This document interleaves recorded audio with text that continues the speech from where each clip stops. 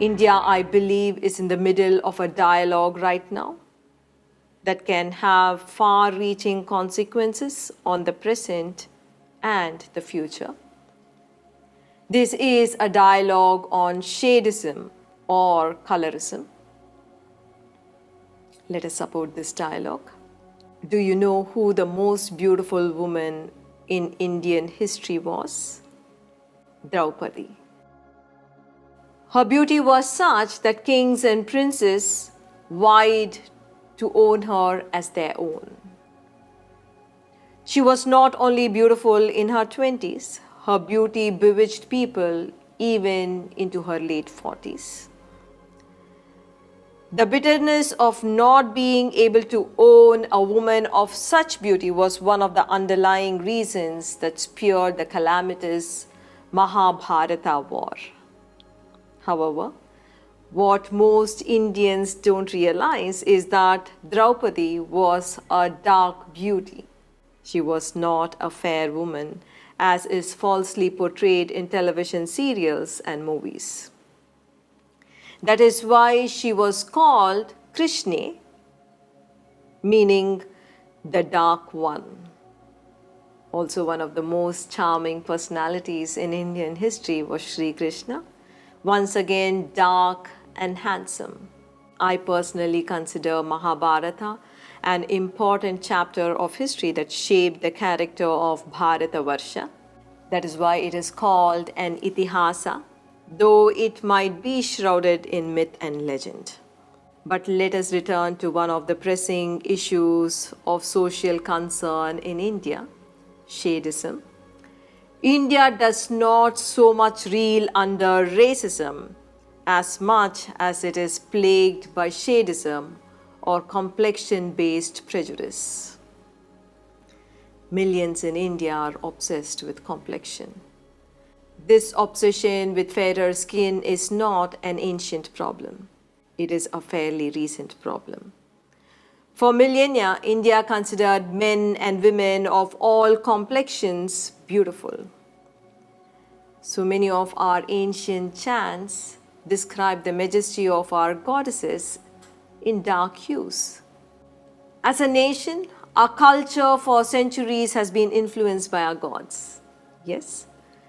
Look at Lord Jagannath at Puri in the state of Orissa. Jagannath is one of those unique gods who stands with his brother and sister and not with his wife. Look at those murtis. Jagannath is dark, his brother is fair, and his sister is yellow, all worthy of worship. What a magnificent testimony to Bharatavarsha's original ethos that honored people of all colors. This obsession with complexion is very recent. It became a curse only with the British rule. It is a 250-year-old problem. And we still carry this subservient mentality of looking up to fairer people and considering them as worthy of greater esteem than the darker people. Have you ever wondered how funny it would be if a white cow or a white sheep considered itself more honorable than a black one or a brown one? Imagine cow societies and sheep societies practicing discrimination based on color. That would be ridiculous. So are we today. For more than 250 years now, India has paid a huge price because of this obsession with fairness. Forget the price men and women pay for fairness creams. This complexion-based prejudice in families and society has broken the self-esteem of generation after generation of children who are born with darker skin. This prejudice has driven millions of girl children and women to desperation and depression. Millions of girls and women have been told by their parents, their in-laws, and their neighbors that they are unlucky and not worthy of love because of their color. Men and women of darker complexion routinely experience body shaming at various levels. Now is the time to end this 250-year-old prejudice. Feeling rejected, looked down upon in childhood, actually leads to very deep emotional wounds. These wounds can negatively alter the brain chemistry of your children for life. Their brains secrete less of happy hormones even in later life. Their genius does not flower completely because of these emotional wounds. They find it difficult to accept and trust appreciation of love given to them. They also find it hard to appreciate and love another freely. Their moods get damaged for life. Every parent, grandparent must wake up and heal their child's heart with love. You must protect your children and grandchildren from this emotional abuse and boldly take a stand against it. Every aunt and uncle must stop making insensitive remarks based on color. Families must stop treating children with darker complexion as inferior. Every adult, colleague, and neighbor must stop rude comments towards people of darker skin. Organizations must create wiser cultures. Husbands and in-laws must learn to respect the darker woman in the family too, with the same regard as they treat fairer women.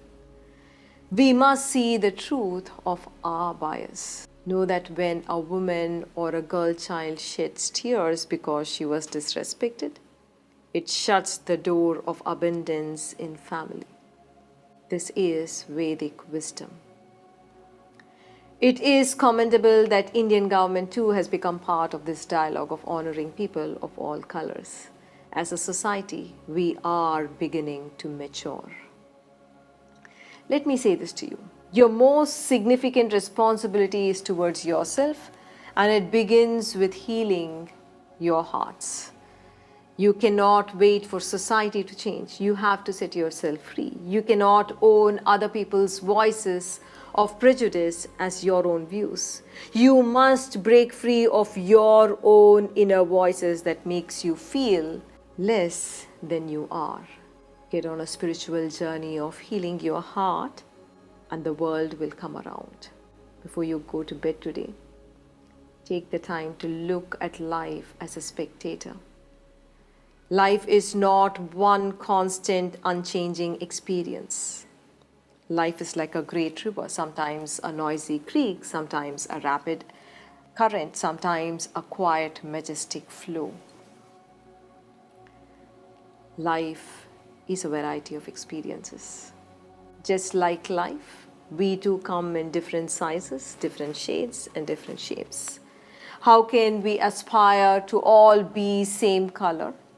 All have similar kinds of noses and eyebrows. All have same standardized body structure. That would be terribly boring. But life is never boring. All we need to do is simply flow with whatever we are, however we are, whoever we are, and celebrate it.